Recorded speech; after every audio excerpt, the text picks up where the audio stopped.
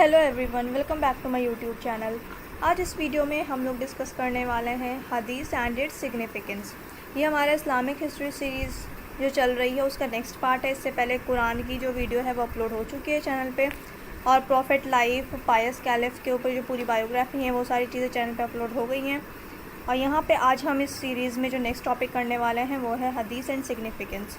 ये जो टॉपिक्स है, ये जो पूरी सीरीज़ है इस्लामिक हिस्ट्री सीरीज़, ये बेसिकली जामिया के एंट्रेंस एग्ज़ाम के लिए है, इस्लामिक स्टडीज़ के लिए, मास्टर्स के लिए भी और ग्रेजुएशन के लिए भी। अगर आपको मास्टर्स में एडमिशन लेना है तब भी ये आपको बहुत हेल्प करेंगी। अगर आपको ग्रेजुएशन में एडमिशन लेना है तब भी ये स्लाइड्स जो है आपकी बहुत हेल्प करने वाली हैं।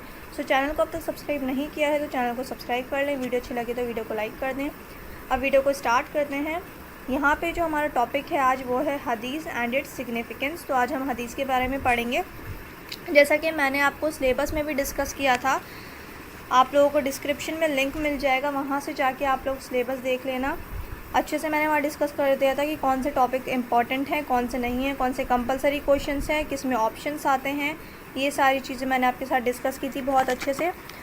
तो यहाँ पे हदीस जो है एक इम्पॉर्टेंट टॉपिक हो जाता है एंट्रेंस एग्ज़ाम के लिए, और वैसे भी हमें पता होना चाहिए। So hadith refers to the sayings or narrations of the Prophet Muhammad sallallahu alaihi wasallam, speech, his deeds, acts of approval and disapproval, verbal or by way of action about something. हदीस क्या है? हदीस basically किस चीज़ को कहा जाता है? जो भी रसूल अल्लाह ने बातें कही हैं या नरेट करी हैं या अल्लाह की तरफ से जो बातें आई हैं वो बताई हैं उन्होंने, रसूल अल्लाह ने, उनकी स्पीचेस, उनकी डीड्स जो उन्होंने किया है अपनी ज़िंदगी में, जो उन्होंने एक्ट किए हैं, मतलब किसी से बात करना, उनके अखलाक, उनके उठने का तरीका, बैठने का तरीका, लोगों से बात करने का तरीका, और जो सहाबा करते थे, मतलब जो उनके कंपेनियंस थे, रसूल अल्लाह के जो कंपेनियंस थे, उन्होंने जो एक्ट्स करे हैं उनको अप्रूवल देना या फिर डिसअप्रूव करना कि ये सही है या फिर ये गलत है, ये इस्लाम के दायरे में है, ये चीज़ें इस्लाम के दायरे से बाहर है। तो इन सब चीज़ों को अप्रूव्ड करना या डिसअप्रूव्ड करना, तो इन सारी चीज़ों को वर्बल और by the way of action, मतलब जो भी सहाबा के एक्ट्स रहे हैं उनको रसूल ने अप्रूवल दी है या डिसअप्रूव्ड किया है, तो या तो उन्होंने कह कर किया है या फिर एक्शंस के थ्रू, इशारे के थ्रू बता के किया है, तो उसे क्या कहते हैं? हदीस। किसी भी चीज़ के बारे में, अबाउट समथिंग। तो हदीस जो है बेसिकली जो भी रसूल अल्लाह ने अपनी ज़िंदगी में किया है एक्शंस के थ्रू, या जो चीज़ें नरेट करी हैं, जो चीज़ें कही हैं, जो अल्लाह की तरफ से पैगाम आए हैं वो बताए हैं, और जो सहाबा ने किया है उनको अप्रूव्ड करना, उन्हें डिसअप्रूव्ड करना, चाहे वर्बल या फिर बाय वे ऑफ एक्शन, किसी भी चीज़ के बारे में, तो उसे क्या कहते हैं? हदीस। तो यहाँ पे जो हमारा सेकंड इम्पॉर्टेंट सोर्स हो जाता है कुरान के बाद, किसी भी चीज़ को समझने के लिए, किसी भी चीज़ को मतलब इस्लाम को अच्छे से समझने के लिए, अगर कुरान के बाद कोई सेकंड चीज़ जो इम्पॉर्टेंट है सबसे ज़्यादा, वो क्या है? हदीस।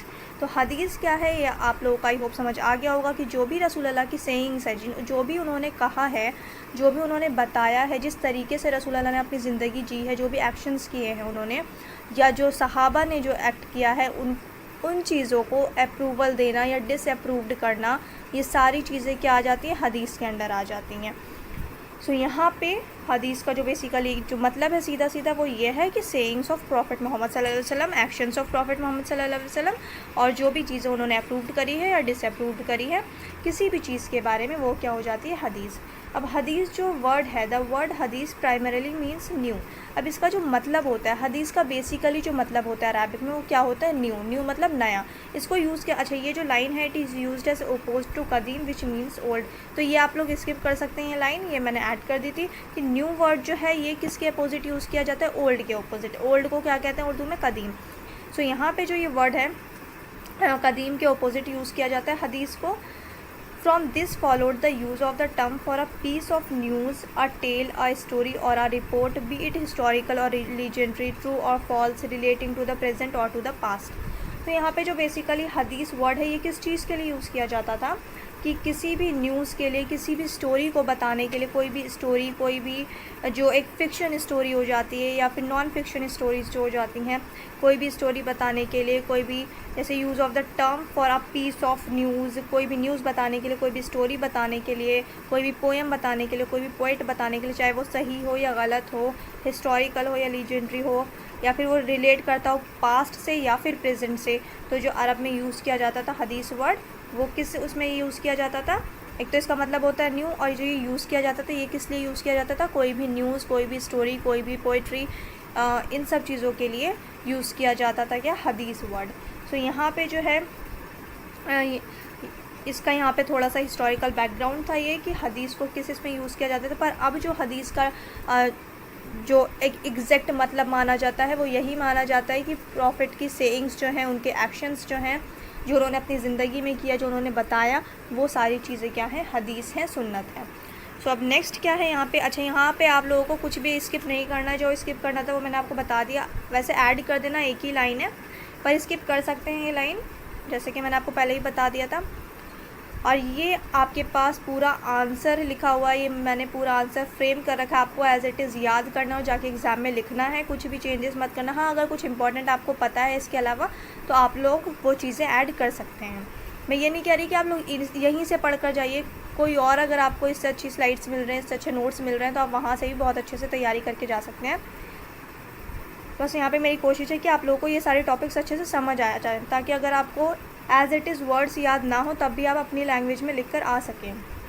अब यहाँ पे नेक्स्ट जो है वो क्या है, after the commandments of Allah almighty through holy Quran, hadith of holy prophet सल्लल्लाहु अलैहि वसल्लम are second most authentic religious source. ये मैंने जैसा कि आपको स्टार्टिंग में ही बताया था कि अल्लाह ताला ने जो भी पैगाम भेजे हैं दुनिया में, हमारे लिए जो भी सही चीज़ें बताई हैं, गलत चीज़ें बताई हैं, तो कुरान के बाद जो इम्पॉर्टेंट सोर्स है हमें ये सब चीज़ें पता करने का, हमें ये सारी चीज़ें पता कहाँ से चलती हैं कि हमारे लिए क्या सही है, क्या चीज़ गलत है, क्या चीज़ गुनाह है, क्या चीज़ सवाब है। तो ये सारी चीज़ें हमें कुरान के बाद जो मोस्ट इम्पॉर्टेंट सोर्स है वो क्या है, हदीस। तो हदीस से हमें पता चलती हैं सारी चीज़ें जो कि ऑथेंटिक हदीस से। यहाँ पे अब टाइप्स भी होती हैं हदीस की, वो भी मैं आपके साथ डिस्कस करूँगी आगे।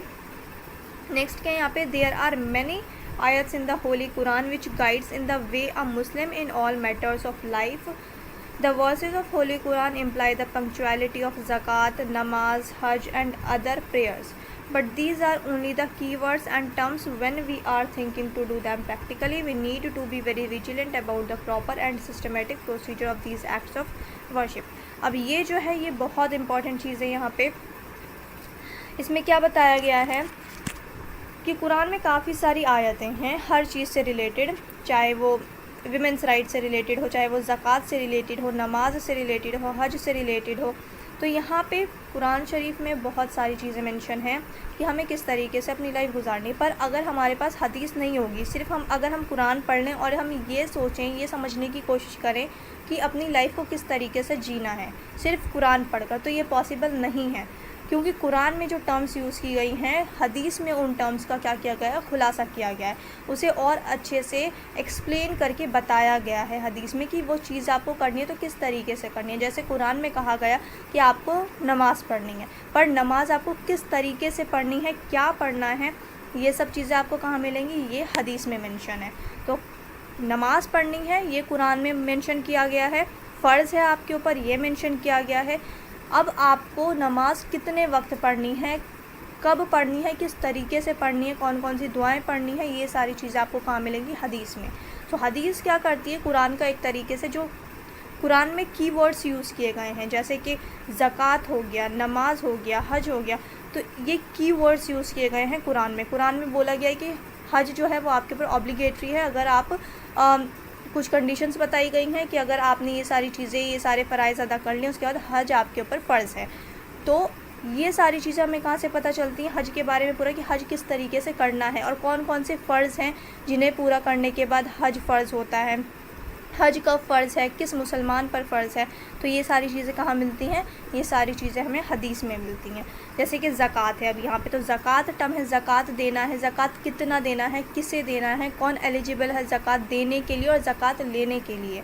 तो ये सारी चीज़ें कहाँ बताई गई हैं, ये सारी चीज़ें मेंशन की गई हैं हदीस में। रसूलुल्लाह की सेइंग्स, जैसे कि मैंने आपको बताया, अब कोई वही आई, कोई रिविलेशन आई ऊपर से, वहाँ ज़िक्र किया गया नमाज का, तो उन वर्सेस को रिकॉर्ड कर लिया गया एज़ इट इज़, जैसे रसूलुल्लाह ने पढ़ा बताया, वो एज़ इट इज़ वर्सेस जो अल्लाह की तरफ से आई थी उन्हें एज़ इट इज़ लिख लिया गया। पर अब वो किस तरीके से पढ़नी है, किस तरीके से आपको नमाज़ अदा करनी है, कितने वक्त की नमाज़ अदा करनी है, कितनी रकत नमाज़ अदा करनी है, किस वक्त कितने रकत पढ़नी है, तो ये सारी चीज़ें जो रसूलुल्लाह ने बताई, सेइंग्स ऑफ रसूलुल्लाह, वर्डिंग्स ऑफ रसूलुल्लाह, तो उसे जो नोट किया गया वो कहाँ मेंशन किया गया, वो हदीस में मेंशन किया गया। कुरान क्या है, कुरान एज़ इट इज़ अल्लाह ताला के अल्फाज हैं जो कि ऊपर से वही आती थी, जो नाजिल की जाती थी रसूलुल्लाह पे उसे एज इट इज़ नोट कर लिया जाता था। और हदीस क्या है? हदीस जो है वो वर्ड्स और सेइंग्स ऑफ प्रॉफिट मोहम्मद सल्लल्लाहु अलैहि वसल्लम है, और जो कुरान है वो डायरेक्ट वर्ड्स जो है, डायरेक्ट जो रिविलेशन से अल्लाह की तरफ से वो है। आई होप ये आपको चीज़ें समझ आई होंगी। देन यहाँ पे क्या है कि अगर हाँ यही चीज़ जो मैं आपको बता रही थी कि ज़कात है, नमाज है, हज है, और जैसे कि दूसरी प्रेयर्स मेंशन की गई हैं कुरान में, इसके लिए अब हमें ये सारी चीज़ें कैसे करनी है, तो ये सारी चीज़ें हमें कहाँ मिलती है? ये हमें मिलती है हदीस में। जैसे कि यहाँ पे लिखा है कि but these are only the keywords, ये क्या है? ये सिर्फ और सिर्फ एक कीवर्ड्स मेंशन किए गए हैं कुरान में। And terms when we are thinking to do them practically, जब हम ये इन चीज़ों को करने के बारे में सोचते हैं कि प्रैक्टिकली हम इसे हम इसे फॉलो करें, प्रैक्टिकली हम अपनी ज़िंदगी में इसको फॉलो करें, ज़कात दें, नमाज़ पढ़ें, हज करें, तो अब हमें ये सब चीज़ें कैसी करनी है? तो we need to be very vigilant about the proper and systematic procedure of these acts of worship. हमें पूरा सिस्टमेटिक प्रोसीजर पता होना चाहिए, पूरा प्रोसेस पता होना चाहिए। तो ये चीज़ हमें जो ये प्रोसीजर है, पूरा सिस्टमेटिक प्रोसीजर इन सब चीज़ों को करने का, ये एक्ट्स करने का, वर्शिप करने का, ये हमें कहाँ मिलेगा? ये हमें मिलती है हदीस में ये सारी चीज़ें। The sunnah refers to the sayings and practices of prophet Mohammad Mustafa सल्लल्लाहु अलैहि वसल्लम and is the second source of knowledge for Islam और मुस्लिम्स। तो यहाँ पे आई होप ये आपको चीज़ें क्लियर हो गई होंगी। अब यहाँ पे सुन्ना है तो सुन्नत और हदीस को इंटरचेंजेबली भी यूज़ कर लिया जाता है वर्ड्स, कि सुन्नत किसे कहा जाता है? कि रसूलुल्लाह की जो भी सेइंग्स है, जो भी उन्होंने कहा है, जो भी एक्शंस उन्होंने किए हैं, जो भी प्रैक्टिसेस रसूलुल्लाह ने की हैं, वो सब क्या है? वो सब सुन्नत है। अच्छा, हदीस थोड़ा सा डिफरेंट हो जाता है, क्योंकि हदीस में क्या है? नरेशंस हैं, जैसे सहाबा ने बताई हैं चीज़ें, वो चीज़ नोट करी गई हैं, उन्होंने रसूलुल्लाह से सुनी थी, फिर ताबीन ने, तबे ताबीन ने जो चीज़ें बताई हैं वो चीज़ें हदीस में नोट की गई हैं। तो हदीस बस थोड़ा सा इस वजह से डिफरेंट है। बाकी जो सुन्नत है, सुन्नत क्या है? जो रसूलुल्लाह ने एक्शंस किए हैं, प्रैक्टिसेस की है अपनी ज़िंदगी में, जो बातें उन्होंने कही हैं, जो बातें बताई हैं, वो क्या होती है? वो होती है सुन्नत। तो सुन्नत और हदीस जो है थोड़ा सा डिफरेंस है इसमें, पर सेम नहीं है, डिफरेंस है दोनों में, सुन्नत में और हदीस में। तो यहाँ पे सुन्नत की बात हो रही है कि the sunnah refers to the sayings and practices of the holy prophet Mohammad Mustafa सल्लल्लाहु अलैहि वसल्लम and is the second source of knowledge for Muslims. Second source है नॉलेज का मुसलमानों के लिए। अब नेक्स्ट क्या है? The significance of the word hadith is the connotation of the word sunnah, which originally meant precedent and custom and which has been used by the Muslims solely for the doing and practices of Muhammad sallallahu alaihi wasallam। अब रसूलुल्लाह ने जो भी अपनी ज़िंदगी में चीज़ें की हैं, जो भी एक्शंस किए हैं, जिस तरीके से उन्होंने अपनी ज़िंदगी गुजारी है, तो मुसलमानों के लिए ये सारी चीज़ें करना क्या है? एक तरीके से कंपलसरी है, पर करता कोई नहीं है। तो यहाँ पे जो सुन्नत वर्ड है, इसका जो ओरिजिनली मतलब क्या होता है? प्रेसिडेंट होता है या कस्टम होता है, जो चीज़ें चली आ रही हैं। तो यहाँ पे सुन्नत का ये थोड़ा सा डेफिनेशन, ये आप लोग स्किप भी कर सकते हैं, पर वैसे लिख देना, थोड़े मार्क्स आपको एक्स्ट्रा मिल जाएंगे। The significance of word hadith is the connotation of the word सुन्नत। ये मैंने आपको ऊपर ही एक्सप्लेन किया था कि सुन्नत और हदीस जो है वो इंटरचेंजेबली यूज़ कर लिया जाता है। तो यहाँ पे वही चीज़ बताई हुई है कि doing and practices of Mohammed सल्लल्लाहु अलैहि वसल्लम, ये जो हम करते हैं, जो भी रसूलुल्लाह ने एक्शंस किए, अपनी ज़िंदगी में प्रैक्टिसेस की हैं, तो ये सारी चीज़ें क्या है? ये हमें ये सारी चीज़ें सुन्नत हैं और हदीस में बताई गई हैं एक्सप्लेन करके, जो कि हमने फॉलो करना है, जो कि सेकेंड इम्पॉर्टेंट सोर्स हो जाता है इस्लाम को समझने के लिए। तो ये क्या है? यहाँ पे इस वजह से ये इम्पॉर्टेंट हो जाता है। अब नेक्स्ट जो है ये इम्पॉर्टेंट है बहुत। हदीस in general is made up of 3 basic components. अब हदीस जो है, जो हदीस आपको मौजूद हैं, इतनी सारी किताबें, इतनी सारी बुक्स जो हदीस की मौजूद है, तो यहाँ पे बेसिकली ये बताया गया है कि हदीस जो लिखी गई हैं, बताई गई हैं, कोई भी हदीस है तो ये जैसे बोलते हैं कि ये हदीस है, ये इन्होंने नरेट की है, तो यहाँ पे क्या चीज़ें आ जाते हैं कि हदीस जो मिलकर बनी है, कोई भी चीज़, जैसे हदीस जो लिखी गई हैं वो 3 चीज़ उसमें इंपॉर्टेंट है, 3 बेसिक कंपोनेंट्स हैं। वो क्या है? इस्नद, सीक्वेंस ऑफ रिपोर्टर्स, तरफ, इंट्रोडक्टरी टेक्स्ट एंड मतन। मतन मतलब कंटेंट। तो ये इस्नद क्या होता है? इस्नद होता है सीक्वेंस ऑफ रिपोर्टर्स, मतलब this is the chain of narrator's through which the hadith has spread. मतलब जो इस्नद है, यानी कि ये जो आपका अराबिक वर्ड है, जो टर्म्स हैं, ये आपको एग्ज़ाम में लिखनी है। तो इस्नद क्या होता है? इस्नद होता है सीक्वेंस ऑफ रिपोर्टर्स, मतलब कोई भी हदीस, कोई भी, जैसे रसूलुल्लाह ने कुछ कहा तो ये क्या है? ये डायरेक्ट कंपेनियंस ने सुना, सहाबा ने सुना। अब सहाबा ने बाद में ये चीज़ें दूसरों को बताई, उन लोगों को बताई जो सहाबा से मिले हैं पर रसूलुल्लाह से नहीं मिले। फिर सहाबा ने उन लोगों को बताई, फिर उन लोगों ने अपने बाद वालों को बताई। तो तो ये क्या है, ये एक चेन चली आ रही है, तो उसे कहते हैं इसनद, सीक्वेंस ऑफ रिपोर्टर्स या फिर चेन ऑफ नैरेटर्स। तो ये जो हो जाती है इसनद मतलब क्या होता है, chain of narrators through which the hadith has spread, कि जो रिपोर्टर्स की चेन है, जो नैरेटर्स की चेन है, जिनके थ्रू हदीस स्प्रेड हुई है, फैली है, दुनिया तक पहुंची है, तो इसनद हो जाती है सीक्वेंस ऑफ रिपोर्टर्स। ये आपको मेंशन करना है। जब आपका एडमिशन हो जाएगा तो हदीस के पेपर में ये सारी चीज़ें आप लोग बहुत ही एक्सप्लेन करके वहाँ पे ये चीज़ें बताई गई हैं, जब आप लोग बहुत ही डिटेल में पढ़ेंगे। अभी आपको एग्ज़ाम के पर्सपेक्टिव से सिर्फ यही कुछ चीज़ें मेंशन करनी है आंसर शीट में, इतना डिटेल में नहीं जाना है अभी आपको। देन सेकेंड जो इम्पॉर्टेंट सोर्स है वो क्या है, तरफ। अब 3 चीज़ों से, 3 बेसिक कंपोनेंट है, 3 बेसिक कंपोनेंट्स है हदीस के, कि हदीस 3 चीज़ों से मिलकर बनी है। तो इसनद फर्स्ट हो गया कि sequence of reporter, chain of narrators, की हदीस किसके थ्रू स्प्रेड हुई है, किन किन लोगों ने हदीस बताई है। अब तरफ क्या है, इंट्रोडक्टरी टेक्स्ट, जो बिगनिंग है टेक्स्ट का, जो हदीस बताई गई है, जो टेक्स्ट बताया गया है, जो हदीस है उसकी beginning of the text which refers to the actions और characteristics of the holy prophet Mohammad Mustafa सल्लल्लाहु अलैहि वसल्लम, के एक्शंस जो बताए गए हैं बिगनिंग में, जो टेक्स्ट में जैसे हदीस लिखी गई है उसके स्टार्टिंग में जो चीज़ें बताई गई हैं, जो एक्शंस बताए गए हैं रसूल अल्लाह के, जो उनके कैरेक्टरिस्टिक्स बताए गए हैं रसूल अल्लाह के, वो क्या हो जाता है, वो हो जाता है तरफ। वो क्या है, इंट्रोडक्टरी टेक्स्ट, जिसे इंट्रोडक्टरी टेक्स्ट कहा जाता है। अब नेक्स्ट जो है थर्ड इम्पॉर्टेंट, वो क्या है, मतन मतलब कंटेंट मतलब मेन टेक्स्ट ऑफ द हदीस। अब मेन टेक्स्ट ऑफ द हदीस क्या होता है, जो बिल्कुल जिसमें आपको क्या करना है क्या नहीं करना है, जो मेन बॉडी, जैसे हम ऐसे लिखते हैं, आंसर लिखते हैं, इंट्रोडक्शन लिखते हैं, एंड में कॉन्क्लूजन होता है, बीच में मेन बॉडी होती है, तो उसी तरीके से क्या है, ये हदीस को इस तरीके से मेंशन किया गया कि 3 बेसिक कंपोनेंट्स हैं। फर्स्ट क्या हो गया, इसनद, जो चेन्स हैं, रिपोर्टर्स की चेन है, जो नरेट करी हैं लोगों ने कि हदीस किन किन लोगों के थ्रू स्प्रेड हुआ।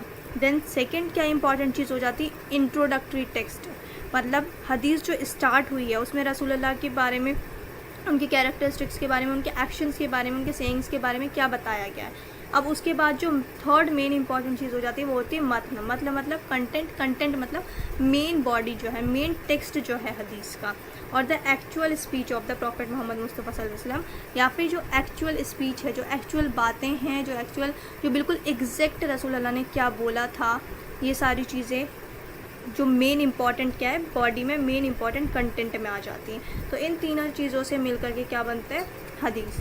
तो इसनद, तरफ एंड मतन, ये 3 इंपॉर्टेंट चीज़ें हैं। अब इसके बाद जो मोस्ट इंपॉर्टेंट चीज़ है हदीस को समझने के लिए वो क्या है, the following are the 5 basic categorization of hadith. अब हदीस जो है, हदीस को 5 पार्ट्स में कैटेगराइज किया गया है। ऊपर क्या हमने डिस्कस किया था कि हदीस 3 चीज़ों से मिलकर बनी है, एक तो sequence of reporters, introductory text and content. अब उसके बाद क्या, जब हदीस लिख ली गई है, जब हदीस को एक पूरा कंपाइल किया गया है, उसके बाद क्या इंपॉर्टेंट हो जाता है कि हदीस को कैटेगराइज किया गया, मतलब डिवाइड कर दिया गया है किन किन चीज़ों में, according to reference to a particular authority. किसके according, according to a reference to a particular authority. मतलब अब यहाँ पे इसमें क्या आ जाता है, जैसे इसमें कुछ टर्म्स आती हैं, ये सारी चीज़ें आप लोग बहुत डिटेल में पढ़ेंगे। यहाँ मैं आपको ब्रीफ इंट्रोडक्शन दे देती हूँ बस, कि जैसे अभी फर्स्ट यहाँ पे है हमारे पास फर्स्ट कि according to reference to a particular authority. अब इसके अंदर क्या चीज़ें आ जाती है, अब इसके अंदर कुछ टर्म्स आती हैं जैसे कि कुदसी, मरफू, मौकूफ़, मकतू। तो इन सब चीज़ों को क्या मतलब हो गया, जैसे फॉर एग्जाम्पल मैंने आपको एक टर्म बताई कुदसी की, इसके अंडर क्या आएगा, एक कुदसी वर्ड। अब कुदसी मतलब क्या होता है, कुदसी का मतलब होता है divine. These were sent directly from Allah to the Prophet Muhammad sallallahu alaihi wasallam, who then passed it on his companions। जो कि अल्लाह ताला की तरफ से, मतलब क्या, जो डायरेक्ट डिवाइन आए, जो डायरेक्ट रिविलेशंस आए अल्लाह की तरफ से, वो रसूल अल्लाह ने अपने कंपेनियंस को बताई, एज़ इट इज़ वही चीज़ें बताई, वही सेइंग्स अपने कंपेनियंस को, सहाबास को बताई रसूल अल्लाह ने। तो वो क्या हो गया, वो कुदसी में आ जाता है। तो इसमें जो है कुछ टर्म है कि पर्टिकुलर अथॉरिटी, यानी कि डायरेक्ट रसूल अल्लाह से सुन करके, डायरेक्ट उनके एक्शंस देख करके, डायरेक्ट उनके डीड्स देख करके क्या है, उन चीज़ों को मेंशन किया गया, हदीस में नोट किया गया कि कोई भी सहाबा है उन्होंने नोट कर ली, कोई जो रसूल अल्लाह एक्शन कर रहे हैं, किस तरीके से बैठे हैं, किस तरीके से बात कर रहे हैं, क्या बता रहे हैं।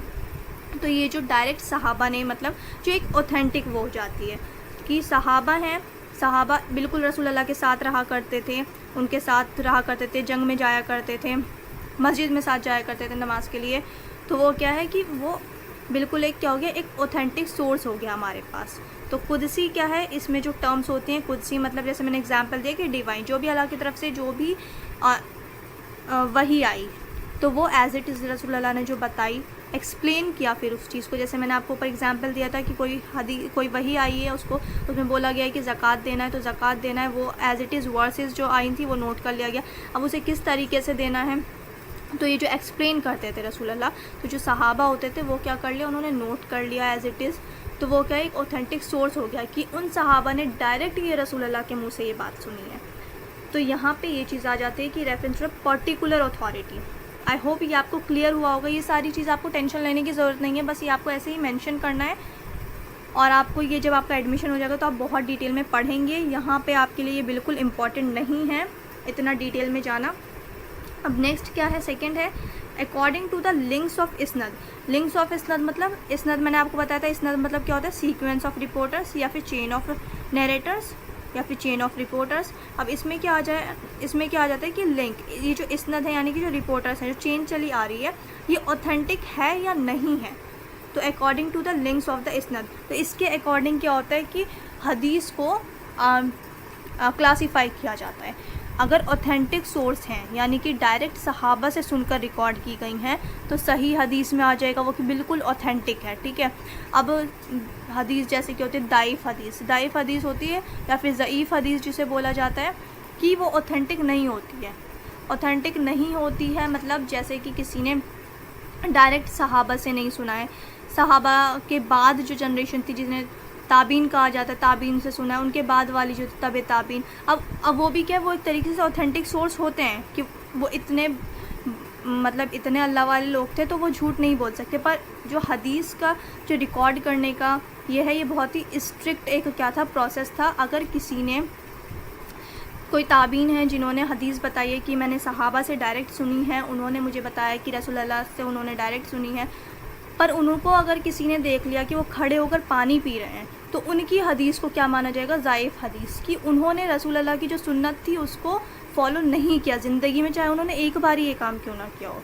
तो उन्होंने अगर रसूलुल्लाह की सुन्नत को फॉलो नहीं किया, तो ये क्या हो जाता है, उनकी हदीस, जो उन्होंने हदीस बताई, जो उन्होंने बातें बताई, वो क्या हो गए, दाइफ़ हदीस में या ज़ईफ़ हदीस में उसको मेंशन किया गया है कि ये क्या, ये ज़ईफ़ हदीस, ये ऑथेंटिक नहीं है।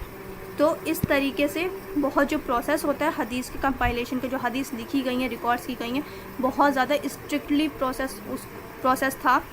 तो जो हदीस हमारे पास मौजूद है आज, सही हदीस है, तो जो ऑथेंटिक हदीस हैं या दाइफ़ हदीस हैं, तो इस तरीके से उसे कैटेगराइज़ किया गया है कि जो सही हदीस हैं वो बिल्कुल ऑथेंटिक है हमारे पास, बिल्कुल ऑथेंटिक है, मतलब उसमें कोई दो राय नहीं है कि जो हमारे पास है हमें एज इट इज़ मान लेना है।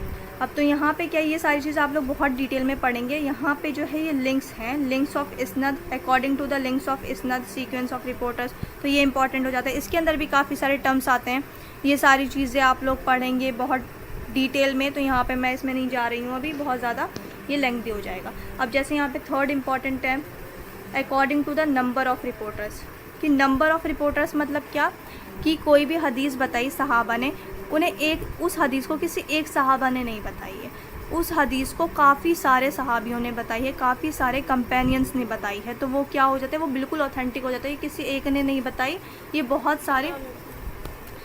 सारे सहाबा ने बताई, बहुत सारे कंपेनियंस ने बताई। तो नंबर ऑफ़ रिपोर्टर्स भी क्या करता है, ये बहुत इंपॉर्टेंट हो जाता है किसी भी हदीस को, जो हदीस लिखी गई हैं, कैटेगराइज़ की गई हैं, उसमें ये चीज़ भी बहुत इंपॉर्टेंट हो गई थी कि according to the number of reporters, कि कितने नंबर हैं, या फिर अब कोई हदीस है, बहुत सारे सहाबी बता रहे हैं कि ये नंबर ऑफ़ जो हदीस हैं, मतलब नंबर ऑफ़ रिपोर्टर्स, कोई हदीस किसी ने बताई तो वो बहुत ज़्यादा क्या है, बहुत सारे कंपेनियंस ने बताई है, तो वो क्या है, वो बिल्कुल ऑथेंटिक है। अब अगर कोई हदीस किसी एक सहाबा ने बताई है, बाकी लोगों ने बोला कि नहीं ये हमने नहीं सुना है ऐसा कुछ, तो वो क्या है, उसको ऑथेंटिक नहीं माना जाता था। तो नंबर ऑफ़ रिपोर्टर्स जो है, नंबर ऑफ़ नरेटर्स, ये भी इंपॉर्टेंट हो जाता है। अब नेक्स्ट क्या है, यहाँ पे जो फोर्थ इंपॉर्टेंट है वो क्या है, अकॉर्डिंग टू नेचर ऑफ मतन एंड इसनद। अब यहाँ पे नेचर ऑफ मतन एंड इसनद मतलब क्या हो जाता है कि सीक्वेंस जो है नरेटर्स की जो चेन है, और जो कंटेंट बताया है उन्होंने, जो हदीस उन्होंने मेन जो इस सेइंग्स बताई है रसूलुल्लाह की। तो अब इसका मतलब क्या है, इसमें काफ़ी सारे टर्म्स आते हैं, काफ़ी सारी चीज़ आती है, जैसे कि मैं आपको बता रही हूँ कि यहाँ पे मैं सिर्फ आपको एक ब्रीफ इंट्रोडक्शन दे रही हूँ, ये सारी चीज़ें आप लोग बहुत डिटेल में पढ़ेंगे। तो इसमें क्या चीज़ें आ जाएंगी, इसमें मतलब ये मैं आपको इसलिए मेंशन कर रही हूँ, क्लियर कर रही हूँ यहाँ पे, थोड़ा थोड़ा बता रही हूँ ताकि आप लोग कंफ्यूज ना हो।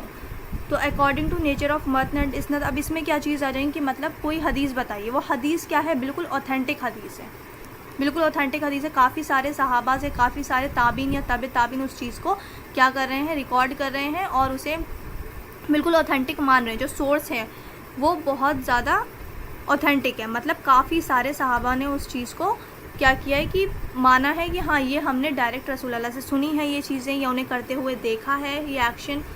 तो वो क्या है, वो ऑथेंटिक चीज़ है कि कोई किसी एक सहाबा ने नहीं बताई, वो बहुत सारे सहाबियों ने बताई है, बहुत सारे ताबीन ने बताई है कि सहाबा ने ऐसा बोला है, सहाबा ने ये चीज़ बताई है। तो काफ़ी सारे, जैसे कि मैंने आपको नंबर्स बताया भी कि नंबर ऑफ़ रिपोर्टर्स भी इंपॉर्टेंट हो जाता है। तो अब यहाँ पे इसमें क्या होता है कि जैसे हदीस क्या है, ऑथेंटिक है, कि सब लोग उसे मान रहे हैं कि ये हदीस क्या है, ये ऑथेंटिक है, ऐसा रसूल अल्लाह ने बताया है, ऐसा रसूल अल्लाह ने किया है।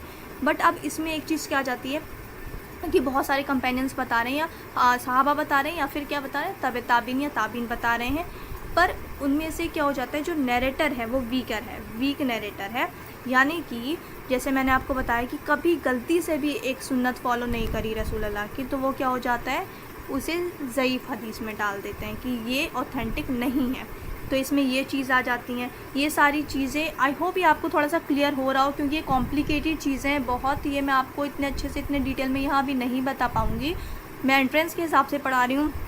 ये सारी चीज़ें आप लोग जब डिटेल में हदीस का पेपर पढ़ेंगे एडमिशन के बाद, तो वहाँ आप लोगों को ये सारी चीज़ें बहुत डिटेल में पढ़ाई जाएंगी और बहुत इंटरेस्टिंग टॉपिक भी है, ये पता भी होना चाहिए आप लोगों को। आई होप आप लोगों को ये क्लियर हो रही होंगी चीज़ें। मैंने अपनी कोशिश पूरी करी है कि मैं आपको समझा सकूँ। अब यहाँ पे नेक्स्ट क्या है, आई होप ये आपको क्लियर हो गया होगा। नंबर ऑफ़ रिपोर्टर्स कि ज़्यादा से ज़्यादा कंपेनियंस ने ये बात बताई कि रसूल अल्लाह की हाँ ये चीज़ें हदीस हैं, ये चीज़ें उन्होंने कही हैं, तो इसे हदीस में शामिल किया गया। नेचर ऑफ मतन एंड इसनद कि हदीस तो ऑथेंटिक है, मतलब जो नैरेटर है पर वो वीक है, वो कभी ऐसा उससे कोई गुनाह हो गया उनसे, तो ये सारी चीज़ें इसमें आ जाएंगी। ये सारी चीज़ें आप लोग बहुत डिटेल में पढ़ेंगे और ये बहुत इंटरेस्टिंग है। अब नेक्स्ट जो लास्ट इंपॉर्टेंट चीज़ क्या है कि हदीस को जो कैटेगराइज़ किया गया इन 5 चीज़ों पे किया गया, इन 5 चीज़ों को बेस मान करके कि हदीस को कैटेगराइज़ किया गया है। अब लास्ट क्या है, according to authenticity of correspondents. अब अकॉर्डिंग टू ऑथेंटिसिटी, अब जैसे यहाँ पे मैं ऑथेंटिसिटी की इतनी देर से बात कर रही हूँ कि कोई हदीस ऑथेंटिक है या नहीं है, तो इसमें क्या आ जाएगा, according to authenticity of correspondent. अब ये चारों चीज़ें हमने जो ऊपर डिस्कस की कि इन चारों 5 इंपॉर्टेंट चीज़ जैसे मैंने आपको बताई कि हैं किसी भी हदीस को कैटेगराइज़ करने के लिए, तो ये 5th जो है, अब इसमें मोस्ट इंपॉर्टेंट चीज़ क्या आ जाती है। अब इन चारों के बेसिस पे जो हमने ऊपर डिस्कस किया है, अब इन चारों के बेसिस पे अब लास्ट में क्या है, और according to the authenticity of correspondents. अब इस 5th में क्या आ जाता है कि इन चारों के बेसिस पे किसी भी हदीस को अब क्या करना है, उसको डिवाइड करना है या उसे क्या कह लें कि कैटेगराइज़ करना है, सही हदीस में, दाइफ हदीस में, मौदू हदीस में। तो यहाँ पे 5th जो ये पॉइंट है ये इंपॉर्टेंट हो जाता है कि इन ऊपर 4 जो हमने डिस्कस किया, इन चारों के अकॉर्डिंग, इन चारों के बेसिस पे जो लास्ट में हदीस को कैटेगराइज़ किया गया है वो इन चारों के बेसिस पे किया गया है। जैसे कि सही मतलब ऑथेंटिक, बिल्कुल ऑथेंटिक, इसमें कोई दो राय नहीं है। सही हदीस जैसे कि इसमें आ जाती है बुखारी हदीस आ गई, मुस्लिम आ गई, और भी ये सही हदीस जो है ये टोटल 6 ऑथेंटिक हदीस हैं, 6 हैं, ये पूछ लिया जाता है। 6 सही हदीस, सही हदीस, ये मैंने आपके साथ ये टर्म डिस्कस करी थी इसमें भी ऑब्जेक्टिव वाले पेपर में। तो सही हदीस कितनी है, 6 हैं, 6 ऑथेंटिक हदीस हैं। अब उसके बाद जैसे कि वीक हदीस, दाइफ हदीस जिसे उर्दू में ज़ईफ़ भी कहा जाता है, तो दाइफ हदीस हो गई। तो जो ऊपर हमने 4 डिस्कस करे, तो इन चारों के बेसिस पे, इन चारों को बेसिस मान के 5th वाला जो है, अब इसमें हम 5th क्या है कि इन चारों को बेस मान के हदीस को कैटेगराइज़ किया जाता है, सही में, हसन में, दाइफ में, मौदू में। तो ये क्या है, ये सारी चीज़ें आप लोग यहाँ पे, ये जितने भी चीज़ें मैंने टर्म्स आपको बताई, सही हदीस, दाइफ हदीस, हसन हदीस, मौदू हदीस, ये क्या है, हदीस की कैटेगराइजेशन है। अब हदीस को कैटेगराइज़ किया गया है ऊपर के 4 चीज़ें जो हमने डिस्कस करी हैं, इन चारों चीज़ों पर। आई होप आपको ये क्लियर हो गया होगा। The history of the compilation of hadith may be broadly into 4 stages. अगर हम हदीस की कंपाइलेशन की बात करते हैं तो इसे हम बेसिकली ब्रॉडली अगर हम देखें तो इसे हम 4 स्टेजेस में डिवाइड करके समझेंगे यहाँ पे हम इस वीडियो में 4 स्टेजेस में डिवाइड करके। सो फर्स्ट स्टेज तो जो काउंट किया जाता है, फर्स्ट स्टेज कहते हैं वो फर्स्ट स्टेज कौन सा है, the period of prophet Mohammed सल्लल्लाहु अलैहि वसल्लम till 10 Hijri. So the first stage relates to the period of the prophet till 10 Hijri. मतलब जो फर्स्ट स्टेज काउंट होता है कि हदीस जो बेसिकली स्टार्ट हुई, हदीस क्या है बेसिकली, हदीस जो है वो क्या है, रसूल अल्लाह की जो बातें हैं जो उन्होंने बताई हैं डिटेल में चीज़ें। कुरान तो हमारे पास एक पूरी बुक की फॉर्म में, ठीक है, उसमें कुछ चीज़ें बताई गई है। अब उस चीज़ को पूरा एक्सप्लेनेशन के साथ हदीस में हमें बताया गया है। तो रसूल अल्लाह जब मौजूद थे तो उस पूरे टाइम पीरियड को फर्स्ट स्टेज कहा जाता है। कब तक? 10 हिजरी तक। 10 हिजरी तक क्यों? क्योंकि 10 हिजरी में यानी कि 632 AD, सॉरी 632 AD में जब रसूल अल्लाह पर्दा फरमा जाता है तो 10 हिजरी होता है उस वक्त, 632 AD। तो उस वहाँ तक यानी कि 10 हिजरी तक हमें फर्स्ट स्टेज कहा जाता है उस पीरियड को। तो हम फर्स्ट स्टेज में डिवाइड कर सकते हैं। देन सेकंड स्टेज जो है वो 11 हिजरी टू 100 हिजरी, जो कि टाइम पीरियड तक इसका कंपेनियंस का, रसूल अल्लाह के कंपेनियंस यानी कि जो सहाबास थे। तो ये जो टाइम पीरियड है सेकंड वाला, सेकंड स्टेज बोला जाता है, जो सहाबा का टाइम पीरियड था, उसमें किस तरीके से हदीसें जो है काफ़ी सारी हदीस जो है लोगों तक पहुँचाई गई। और जो थर्ड स्टेज है, थर्ड स्टेज 101 से 200 हिजरी तक काउंट किया जाता है। This is the period of ताबीन। ताबीन क्या होते हैं? ताबीन वो लोग होते हैं जैसे कि जो लोग रसूल अल्लाह से मिले उन्हें कहते हैं सहाबा, और जो लोग सिर्फ सहाबा से मिले हैं, रसूल अल्लाह से नहीं मिले, जो लोग सहाबा से मिले उन्हें कहते हैं ताबीन, और जो लोग ना रसूल अल्लाह से मिले ना सहाबा से मिले, ताबीन से मिले, उसे कहते हैं तबे ताबीन। तो इस तरीके से चेंज चली आ रही है। जो रसूल अल्लाह से मिले उन्हें सहाबा कहते हैं ईमान की हालत में, और जो सहाबा से मिले उन्हें ताबीन कहते हैं, जो ताबीन से मिले उन्हें तबे ताबीन कहा जाता है। सो यहाँ पे थर्ड पीरियड जो है ये पीरियड है ताबीन का, the disciples of the companions of the profit, यानी कि जो सहाबा से जो लोग मिले उन्हें ताबीन कहा जाता है। Then the fourth stage is रफली फ्रॉम 200 हिजरी टू 300 हिजरी। This is the period of तबे ताबीन, the disciples of the disciples.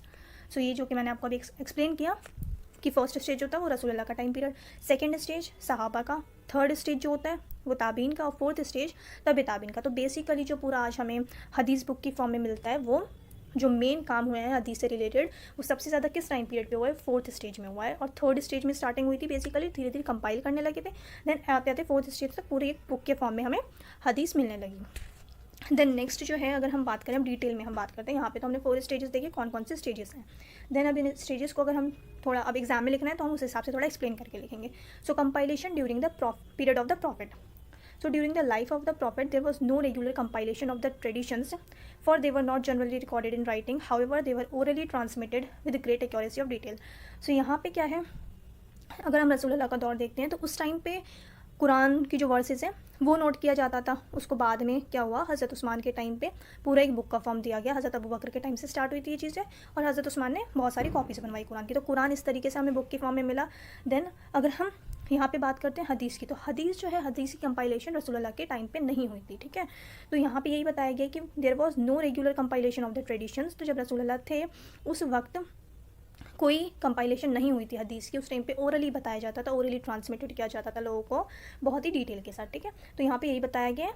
अब देन उसके बाद जो है compilation of the time of the companions of the profit. अगर हम सहाबा के दौर की बात करते हैं तो उस वक्त क्या होता था, this was the age of the rightly guided caliphs, जो हमारे 4 बड़े खलीफा रहे हैं। In this age the companions had settled in almost all the countries conquered by the Muslims. अब धीरे धीरे क्या होने लगा था, जब सहाबा का दौर था तो मुसलमान क्या थे, इस्लाम क्या था, धीरे धीरे दुनिया में हर तरफ फैलता जा रहा था, ठीक है। तो उस वक्त क्या होता था, लोग जो है बहुत ज़्यादा तादाद में, people flock to them to hear traditions from them. रसूल अल्लाह की हदीसें सुनने के लिए लोग आया करते थे बहुत बड़ी तादाद में, जिससे सहाबा से। There a number of centres for learning of traditions came into existence with these companions as the focus. अब धीरे धीरे क्या किया, जैसे हम हज़रत उमर की बात करें तो उन्होंने बहुत सारे स्कूल इस्टेब्लिश करवाए थे जहाँ तालीम दी जाती थी बच्चों को। तो वहाँ कुरान भी पढ़ाया जाता था, और जो हदीस थी यानी कि जो रसूल अल्लाह ने जो ट्रेडिशंस बताए थे वो भी वहाँ पे बताना शुरू किया था लोगों को। तो वहाँ पे बेसिकली इन सब चीज़ों की स्टडीज़ होने लगी थी कंपाइलेशन, सहाबा के टाइम पे। पर उस टाइम पे भी क्या था कि कंपाइल नहीं की जा रही थी चीज़ें। उस टाइम पे लोगों को बताया जा रहा था, ओरली बताया जा रहा था। When a disciple had learned all the traditions he could from one companion, he would go to the next companion and so on, collecting as many traditions as possible. क्या था सहाबा के टाइम पे कि एक ने सुना पूरे ट्रेडिशंस, पूरी हदीसें सुनी, उन्होंने दूसरे को बताई, उन्होंने दूसरे को बताई। तो इस तरीके से क्या हुआ, हदीस धीरे धीरे एक से दूसरे तक पहुंची। The zeal of these disciples was so great that they undertook long journeys to collect traditions from different companions. In this period there were not many regular compilations. अब इस पीरियड में भी क्या था जो सहाबा का टाइम पीरियड था कि कोई कंपाइलेशन नहीं हो रही थी इस तरीके की कि उसे पूरा बुक के फॉर्म में तैयार किया जाए और लोगों तक पहुंचाया जाए। बस ये था कि जैसे मैंने सीखा, मैंने आपको बताया, आपने किसी और को बताया, तो इस तरीके से वो पूरी चेन चली आ रही थी। Then this was rather the period of collecting traditions. The work of compilation took place on a large scale during the age of ताबीन, the disciples of the disciples। वही चीज़ जो मैंने आपको पहले बताई थी कि जो ये बेसिकली काम स्टार्ट हुआ कंपाइलेशन का, वो ताबीन के पीरियड में हुआ और तभी ताबीन के पीरियड में हुआ। सो यहाँ पे यही बताया गया है। अब नेक्स्ट हम बात करें द एज ऑफ ताबीन फ्रॉम 101 हिजरी टू नियरली 200 हिजरी। This is the age of the followers of the companions of the prophet. They devoted their entire lives to collecting traditions from different centers of learning with the result that a large number of traditions were preserved। So अब इस period में क्या था, ताबीन जो थे वो basically वो लोग थे जो सहाबा से मिले थे, ठीक है, जिन्होंने रसूलुल्लाह से मुलाकात नहीं करी थी बट सहाबा से की। तो वो लोग क्या करते थे, जितने भी सहाबा से मिलते थे वो हदीस उनसे पूछते थे, हदीस सुनते थे और उसे नोट डाउन किया करते थे। तो वो डिफरेंट सहाबा से जाकर मिले, उनसे डिफरेंट हदीस से सुनी, उसे नोट किया गया, उसके बाद इस तरीके से पूरा कंपाइलेशन किया गया, उसे पूरी बुक की फॉर्म में तैयार किया गया। तो इस तरीके से कंपाइलेशन हुआ था। नेक्स्ट क्या है यहाँ पे, Muhammad ibn Shihab al Zuhri the first regular compiler was one of the most distinguished traditionist। Ibn Shihab Zuhri and Abu Bakr al-Hazm were asked by Umar bin Abdul Aziz, the Umayyad Caliph, to prepare a collection of all available traditions। So यहाँ पे क्या है, ये बहुत बड़े क्या थे, यहाँ पे किसकी बात हो रही है, Mohammad ibn Shihab al Zuhri जो थे, ये बहुत बड़े क्या थे, ये हदीस जो बताते हैं, मतलब हदीस इन्होंने बहुत सारी कलेक्ट की थी। तो यहाँ पे ये मुहद्दिस थे, ठीक है। तो Mohammad ibn Shihab al Zuhri and Abu बकर अल हज़म, तो इन दोनों को उमर बिन अब्दुल अज़ीज़, ये कौन थे, उमर बिन अब्दुल अज़ीज़, ये उम्मयद कैलिफ थे, इन्होंने ऑर्डर दिया, इन्होंने कहा अबू बकर अल हज़म and Mohammad ibn Shihab al Zuhri को कि आप दोनों का काम है कि आप दोनों हदीस को जो है कलेक्ट करें, उसे बुक की फॉर्म में तैयार करें और एक पूरा कंपाइल किया जाए हदीस को, जितनी भी हदीस है रसूलुल्लाह की उसे कंपाइल किया जाए। सो जिस तरीके से कुरान के कंपाइलर कहा जाता है हज़रत उस्मान को, उसी तरीके से उमर बिन अब्दुल अज़ीज़ को कंपाइलर ऑफ द हदीस किसे कहा जाता है, उमर बिन अब्दुल अज़ीज़ को। ये क्वेश्चन इंपॉर्टेंट है, ये आ जाता है MCQ में भी कि कंपाइलर ऑफ द हदीस किसे कहते हैं। तो कंपाइलर ऑफ द हदीस जो कहा जाता है वो कहा जाता है उमर बिन अब्दुल अज़ीज़ को। उमर बिन अब्दुल अज़ीज़ कौन थे, ये उम्मयद कैलिफ थे, इन्हें कंपाइलर ऑफ द हदीस कहा जाता है। देन नेक्स्ट अगर हम बात करें तो क्या, उमर बिन अब्दुल अज़ीज़ रॉट टू अबू बकर अल हज़म। अब अबू बकर अल हज़म, यही ये वाले जो हैं यहाँ पे जिनकी बात हो रही है, इन्हें कहा गया था हदीस कलेक्ट करने के लिए और कंपाइल करने के लिए। तो इनको क्या बोला उमर बिन अब्दुल अज़ीज़ ने कि what ever sayings of the profit can be found, कोई भी सेइंग्स जो मिले रसूलुल्लाह की उसे तुम राइट डाउन करो, for I fear the loss of knowledge and disappearance of learn man. इन्हें क्या था, उमर बिन अब्दुल अज़ीज़ ने बोला कि मुझे ये डर है कि कहीं जितने भी लोग हैं जिनको हदीस पता है वो कहीं हम उन्हें खो ना दें और हम जो ट्रेडिशन है रसूलुल्लाह की हम उससे गुमराह ना हो जाएं, हम उससे क्या बोलते हैं एक तरीके से वो ऐसा ना हो कि वो उन्हीं के साथ दुनिया से चली जाए, लोगों को पता भी ना चले। तो इन्होंने ये किया कि जितने भी सहाबा हैं आप लोग उनसे मिलिए और राइट डाउन करिए, नोट डाउन करिए और उसे कंपाइल करिए। तो इन्होंने ऑर्डर दिया अबू बकर अल हज़म को, मोहम्मद बिन शिहाब अल ज़ुहरी को, और इन लोगों ने कंपाइल किया। देन मतलब कलेक्ट की हदीस बहुत सारी, but the hadith of the holy prophet and people should make knowledge public. Then after the individual compilation of this period comes al-Muwatta of Imam Malik, the first regular work which contained a well arranged collection of traditions। तो यहाँ पे क्या बताया गया कि जब हदीस collect की गई उसके बाद जो बेसिकली पूरे एक बुक के फॉर्म में कंपाइल किया गया वो सबसे पहले किसने किया, इमाम मालिक ने। इमाम मालिक ने अल-मुवत्ता, जो हमारे पास हदीस की बुक है अल-मुवत्ता, ये फर्स्ट बुक थी जिसमें बहुत अच्छे से अरेंज करके पूरी कलेक्शन जो है ट्रेडिशंस की वो हम लोगों के पास पहुँचाई गई, ठीक है। सो अल-मुवत्ता जो है ये हदीस की बुक है इमाम मालिक की। The number of the traditions collected by him is put at 1700। ये कहा जाता है कि जो इमाम मालिक ने जो पूरी कलेक्ट की ट्रेडिशंस वो 1700 के करीब की। This came to be accepted as a standard work, और इसे क्या कहते हैं, अल-मुवत्ता को स्टैंडर्ड वर्क के तौर पे एक्सेप्ट किया जाता है, माना जाता है। यानी कि अल-मुवत्ता क्या है, अल-मुवत्ता सही हदीस में आती है। सही हदीस जो है वो 6 बुक्स ऑफ हदीस है, 6 बुक्स ऑफ ऑथेंटिक हदीस। तो उन 6 बुक्स में से एक कौन सी है, अल-मुवत्ता। सो यहाँ पे ही बताया गया है। सो ये जो था डेवलपमेंट के इसमें काफ़ी है, क्योंकि जो क्वेश्चन आएगा वो एक साथ आता है, हदीस एंड इट्स डेवलपमेंट। सो आपको ऐसे लिखने के लिए आ जाएगा, शॉर्ट नोट लिखने के लिए आ जाएगा। तो ये काफ़ी ज़्यादा, इसमें अगर आप शॉर्ट नोट करना चाहें तो इसमें से काफ़ी सारी चीज़ें आप अपने हिसाब से हटा भी सकते हैं।